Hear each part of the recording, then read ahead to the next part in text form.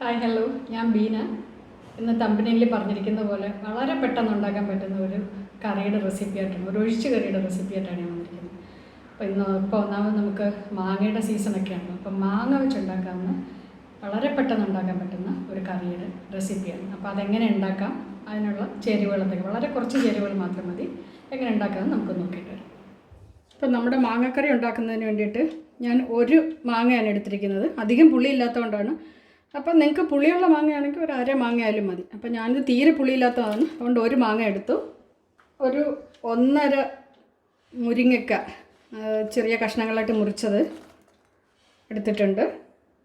ഇതിൻ്റെ കൂടെ ഇപ്പോൾ ചക്കയുടെ സീസണല്ലേ, അപ്പോൾ ഇതിൻ്റെ കൂടെ ചക്കക്കുരു ഇട്ട് വെക്കുന്നതും നല്ലതാണ്.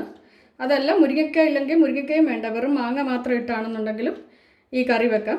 വളരെ പെട്ടെന്ന് നമുക്ക് ചെയ്തെടുക്കാൻ പറ്റുന്ന ഒരു കറിയാണ്.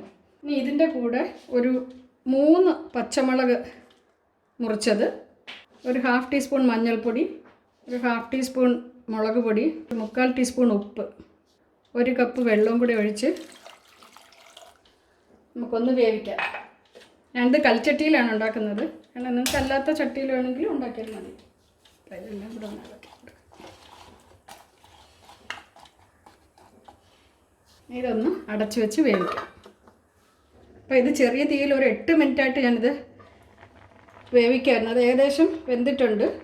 കറിവേപ്പില ഇടാൻ വിട്ടുപോയി. ഇപ്പോൾ ഒരു തണ്ട് കറിവേപ്പിലയും കൂടെ ഞാൻ ഇതിൻ്റെ കൂടെ ഇടുകയാണ്. അപ്പോൾ ഏകദേശം ആയിട്ടുണ്ട്. ഇനി നമുക്കിതിലേക്കുള്ള അരപ്പ് ശരിയാക്കാം. അപ്പം നമുക്ക് അരപ്പ് തയ്യാറാക്കുന്നതിന് വേണ്ടിയിട്ട് ആദ്യം 1 കപ്പ് തേങ്ങ ചിരകിയത് ഒരു മിക്സിയുടെ ബൗളിലേക്ക് ഇട്ട് കൊടുക്കാം.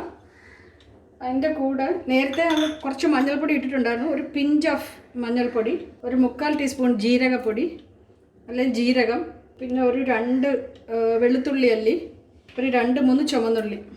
ഇതെല്ലാം കൂടെ കുറച്ച് വെള്ളവും കൂടി ഒഴിച്ച് നരച്ചുകൊണ്ട് വരാം. അരപ്പ് റെഡി ആയിട്ടുണ്ട്, അതും കൂടി ഒഴിച്ചു കൊടുക്കാം.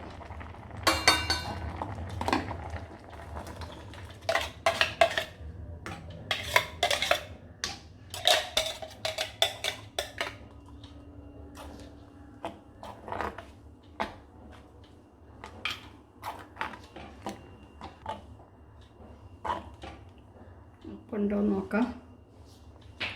ഒരല്പം കുറവുണ്ട്.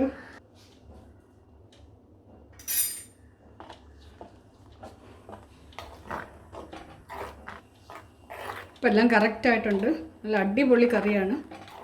വളരെ പെട്ടെന്ന് നമുക്ക് ഉണ്ടാക്കാൻ പറ്റിയില്ലേ. ഇനിയിപ്പോൾ ഇതിന് കടുവറുത്ത് ഒഴിക്കാൻ കൂടെ ചെയ്താൽ മാത്രം മതി. നമ്മുടെ കറി റെഡി ആയിട്ടുണ്ട്.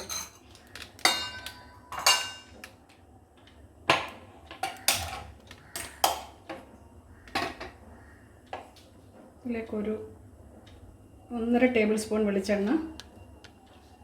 ഇതിലേക്ക് കടുക് ഇടുന്നതിന് മുമ്പായിട്ട് വെളിച്ചെണ്ണ ഒന്ന് ചൂടായി വരുമ്പോഴത്തേക്കും 2 ഉലുവ, ഒരു നുള്ളു ഉലുവ ഇടുക.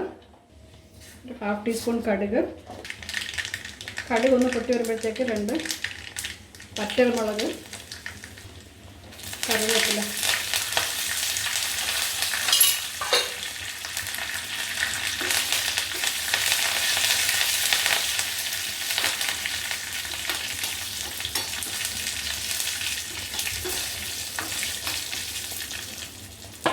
ഇത് നമുക്ക് കറിയിലേക്ക് ചേർത്ത് കൊടുക്കാം.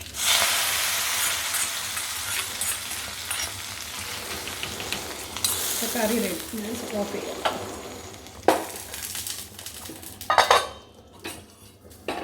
അപ്പോൾ വീഡിയോ എല്ലാവർക്കും ഇഷ്ടപ്പെട്ടെന്ന് കരുതുന്നു.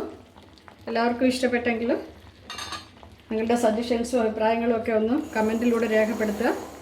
അതുപോലെ ചാനൽ ഇതുവരെ സബ്സ്ക്രൈബ് ചെയ്തിട്ടില്ലാത്തവർ ഒന്ന് സബ്സ്ക്രൈബ് ചെയ്യുകയും ചെയ്യും. Thank you so much.